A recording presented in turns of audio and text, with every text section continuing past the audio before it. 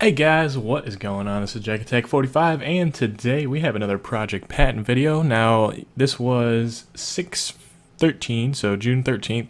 This was my Friday work day, and what better than start the day off with some Christmas presents? Well, not Christmas presents. They weren't really wrapped like Christmas presents, but as you can see, I have two packages here to open. And the weird thing about these packages, as I show you the finished hatch really quick, this is finished co-driver's hatch. You can see that nice coat of paint around there, and the periscope is ready to be installed. And this is a better picture of the other side. I mean, look at how sexy that green looks.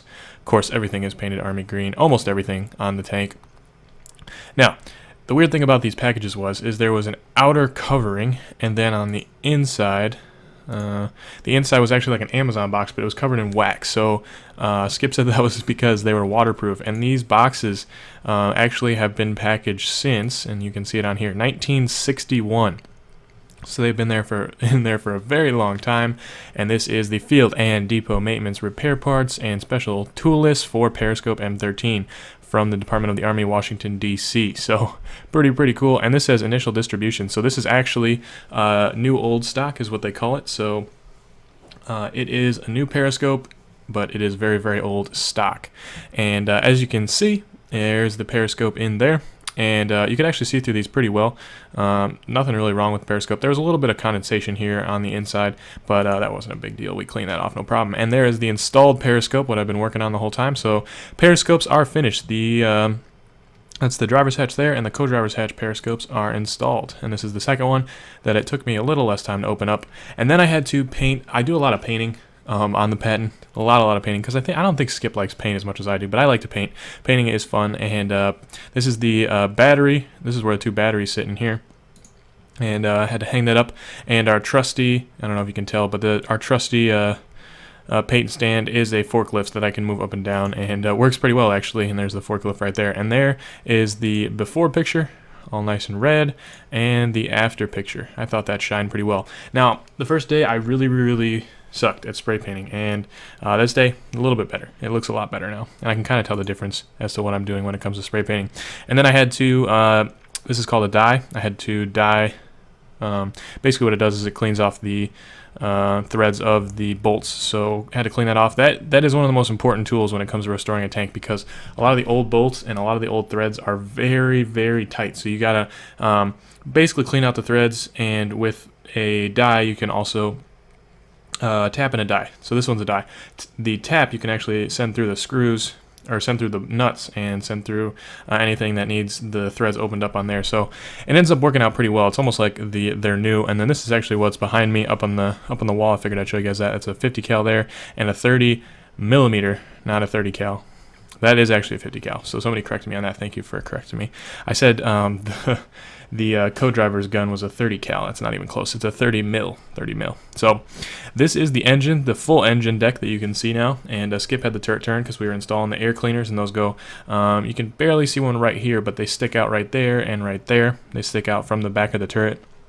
And this engine is V12, 810 horsepower, and Jay Leno had actually contacted the Ropke Army Museum about buying one of these engines. Not this specific one, but they had another one that was fuel injected for a heavy tank recovery vehicle. And Jay Leno wanted to put that fuel injected V12 on a car.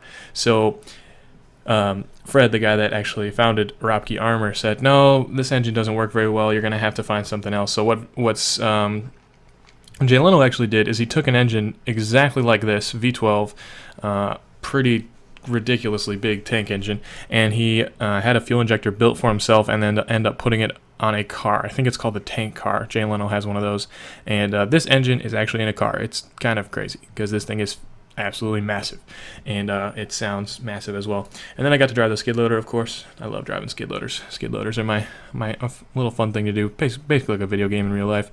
Always a good time. And then I had to install the toolkit. Now, in World of Tanks, the toolkit is on the front. I'm not really sure why, but it consists of a shovel, an axe, and a wood axe, and then a pickaxe. And this is the pickaxe head right here. And basically what you had to do is you see these little I guess they're hooks. I call them kind of like hooks or something like that. But you thread the strap through, get it around so that, you know, when the tank is driving on the semi, the tools don't fly off. And then there's the opposite end of the tool. And I actually went and got these off a Chaffee light tank. So basically, whenever we need a part or something like that, we for the show, we just kind of borrow it off one of the tanks that's in the museum right now. And this is the first of the things that I had to take off the Chaffee. And there they are installed with their straps. And this strap let's see, where is it? This strap right here was like the most difficult strap to get in. This one, and this one took me like 5 minutes total. This guy took me, I think, 20 minutes total because I couldn't get, basically what had happened is the hook had been bent down over, obviously, 60 years of use, and I couldn't get the hook to come out on the other side. It was a pain in the butt, but eventually I ended up getting it, and it looks good. I think it looks pretty good. So there's the tools, and there's the open engine deck. So this is on the right side skirt. And then here's the little light that we took off the M3 Stuart, and this is a very rare light. It's called a black light. And Skip really didn't want to take it off the Stuart because the Stuart is a very rare tank, but he needed it because he wants this tank to look movie ready. And if you have a missing light, people are going to notice because this convention that we're going to is actually a lot of military buffs, so can't be leaving out a black light. And the black light, what that does is you can't really see it too well, but I took off these guys. Let's see, do I have a picture? No, I think I'll just have to explain it here. But the black light is actually, there's a little slit underneath this hood. And what happens is the light is directed up, and then off this hood, it's bounced straight back down. And what that does is it provides a little tiny bit of light so that the driver can drive by. And that's why it's called a black light, because the enemy cannot see that you're driving with the light. So that's kind of cool. And then here's the before picture of the commander's hatch, and as you can see, lots of rust. Looks pretty gross.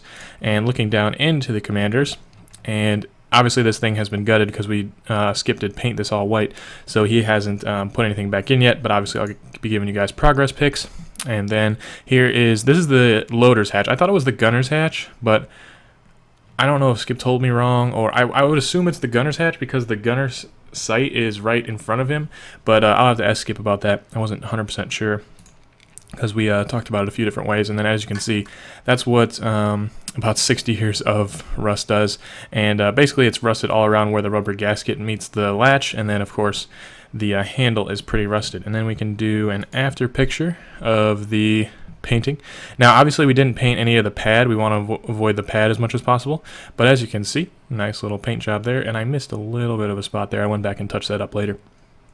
And then let's see, the finished of the loader's hatch, so there you go. And you can't paint the pins because if you paint the pins, they won't go back into the holes over here, so you gotta try to avoid the pins. And this is a pretty long process going all the way around here, but ends up looking pretty good, I thought. And this actually right here, sneak peek for the rest of the time. So what I did the rest of the time after I finished painting was I went and got a 50 cal machine gun mount off of the Chaffee, and what you can see here is two parts where the bracket fits over top, and this thing would not fit to save our lives. We had to grind it down a lot, and I'll show you guys that in a little bit. But here is the machine gun mount on the Chaffee. This is the Browning 50 cal. This is actually a reproduction. Apparently the Browning 50 cal is a very hard gun to find because there was an act in 1968, I think Skip said, that if you didn't register your machine guns within 30 days, they were destroyed, or they're not legal anymore. So they're either destroyed or they're illegal to have. So the 50 cal is a very hard gun to find. I think Skip said it costs about $60,000. So you don't put a $60,000 gun on every single tank you have, and there is probably there's a lot of reproduction guns in here just because the machine guns of the time are so expensive to get. And so we had to take that off, and here is the top of the Chaffee, and there you can see that is I think that's the let's see, I'm trying to figure out. Okay, so this is the commander's hatch here, and I kept stepping on that and it kept rotating on me, and that is the either loader or gunner, I'm not sure. Like I said, Skip had said something earlier that was different from what I said before, but there is the Browning 50 cal, and what we're looking for is we're going to grab this piece right there, which holds the machine gun in place. And took off the ammo box, put the ammo box here, and as you can see, this is the Chaffee. Get a little sneak peek at that. And this is the black light installed. As you can see, nice new paint job on there. I did actually miss a spot there, and I noticed it later, but I didn't have the paint out, so I'm probably going to have to go fix that. But there's the black light installed. As you can see, the tape all the way around. Nice. You don't want to get any paint on this blacklight part because that is all original blacklight components. And then here's the air cleaner that I told you guys we were going to install, and that we actually waited for a very long time to do that because we had so much painting to do, and we had to get that machine gun mount mounted. And there is the chassis with the machine gun mount disassembled, and that thing. This bolt right here was actually a different size. So you see I had multiple different size sockets there, and this bolt right here did not want to come out, so it took a little bit of that orange hammer to get that one off. And then there is the finished painted version on the Patton on top, and as you can see, there's the bolt right there. We had to grind these two right here pretty hard actually to get it to fit into there, but it eventually did end up fitting, and there we go, we got it installed. So that was day 2. That was yesterday, Friday. So guys, I hope you did enjoy. If you'd like to see me do more Project Patton videos, let me know down in the comment section below. Also go check out the Reddit post. I'll have it in the link down below. Make sure to go like that if you guys are enjoying the Project Patton. I'm having a good time. I'm having an awesome time working there, and I think Skip is enjoying me enjoying me being there too. So hopefully we are getting this Patton ready to go. I think it's every day. It's definitely a bit of progress, and of course we have about a week and a half now to work on it. So guys, I hope you did enjoy. This has been Jack Attack 45 signing out. Peace.